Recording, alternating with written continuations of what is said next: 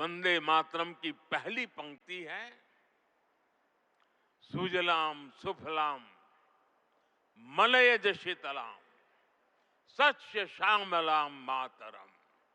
अर्थात प्रकृति के दिव्य वरदान से सुशोभित हमारी सुजलाम सुफलाम मातृभूमि को नमन। साथियों, यही तो भारत की हजारों साल पुरानी पहचान रही है। यहां की नदियां, यहां के पहाड़, यहां के वन, वृक्ष और यहां की उपजाऊ मिट्टी, ये धरती हमेशा सोना उगलने की ताकत रखती है। सदियों तक दुनिया भारत की समृद्धि की कहानियां सुनती रही थी। कुछ ही शताब्दी पहले तक ग्लोबल जीडीपी का करीब 1/4 हिस्सा भारत के पास था। लेकिन भाइयों बहनों, जब बंकिम बाबू ने वंदे मातरम की रचना की थी, तब भारत अपने उस स्वर्णिम दौर से बहुत दूर जा चुका था।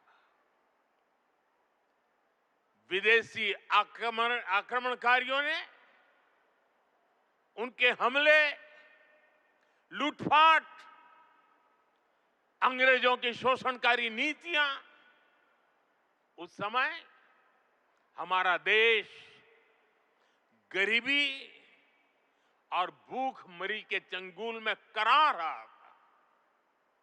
तब भी बंकिम बाबू ने उस बुरे हालात के स्थितियों में भी चारों तरफ दर्द था, विनाश था, शोक था,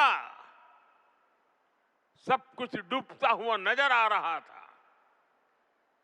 ऐसे समय बंकिम बाबू ने समृद्ध भारत का आह्वान किया, क्योंकि उन्हें विश्वास था कि मुश्किलें कितनी भी क्यों न हो, भारत अपने स्वर्णिम दौर को पुनर्जीवित कर सकता है।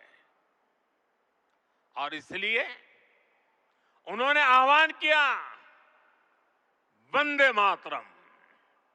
साथियों, गुलामी के उस कालखंड में भारत को नीचा और पिछड़ा बताकर जिस तरह अंग्रेज अपनी हुकूमत को जस्टिफाई करते थे, इस प्रथम पंक्ति ने उस दुष्प्रचार को पूरी तरह से ध्वस्त करने का काम किया।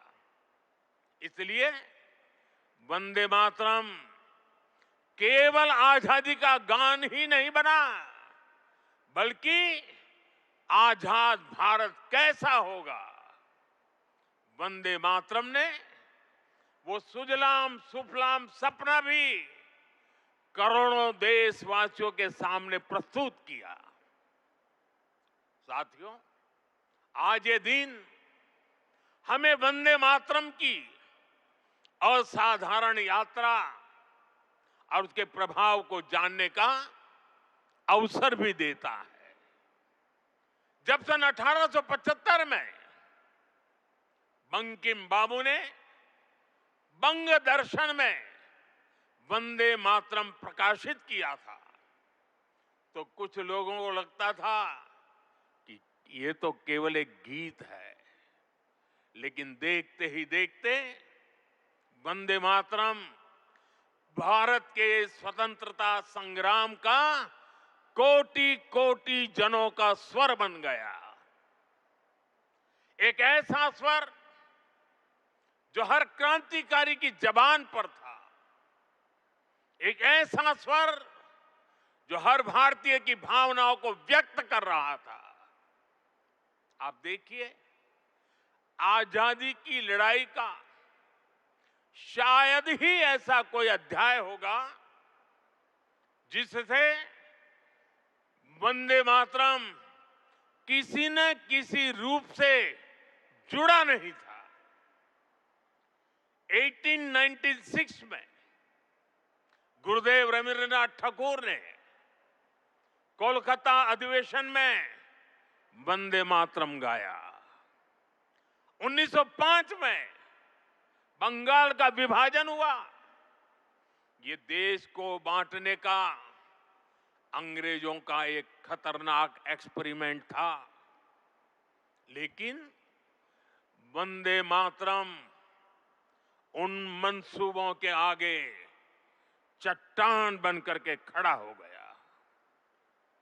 बंगाल के विभाजन के विरोध में सड़कों पर एक ही आवाज थी, वंदे मातरम।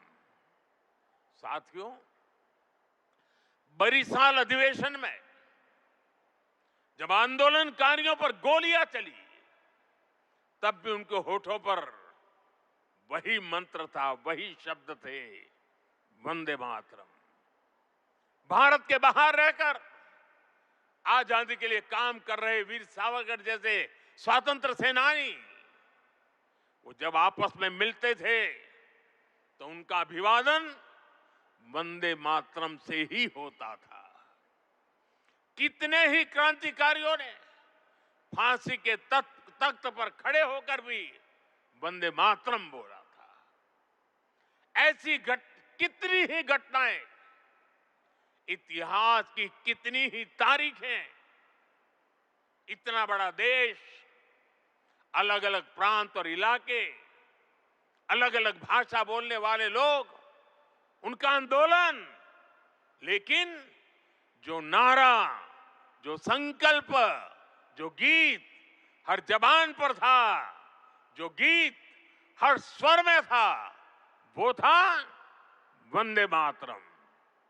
इसलिए भाइयों बहनों, 1927 में महात्मा गांधी ने कहा था, वंदे मातरम हमारे सामने संपूर्ण भारत का ऐसा चित्र उपस्थित कर देता है जो अखंड है।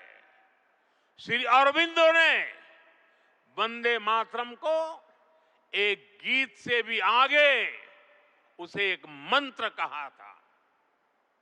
उन्होंने कहा, ये एक ऐसा मंत्र है जो आत्मबल जगाता है।